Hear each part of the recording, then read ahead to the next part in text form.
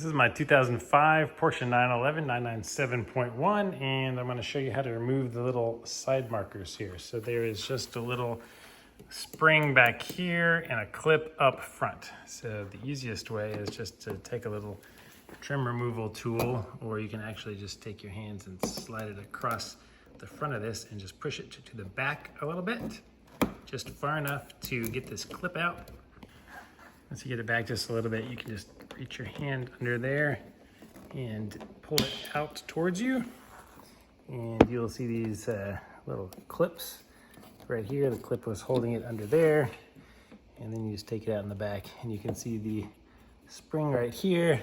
So all we did was pull it this way to compress that spring, just enough room to give us clearance to get that tab out. Installing is just the reverse. You just hook that in there and push this back in and snap it into place, just like that. So if you have this out and you want to remove it completely, there's just a little electrical connector. You press right here with your thumb on this metal tab. And you slide it out like that. It can be a little stuck, but that's the secret. There you go. If this helped, please give it a thumbs up. Subscribe to the channel. See you on the next one.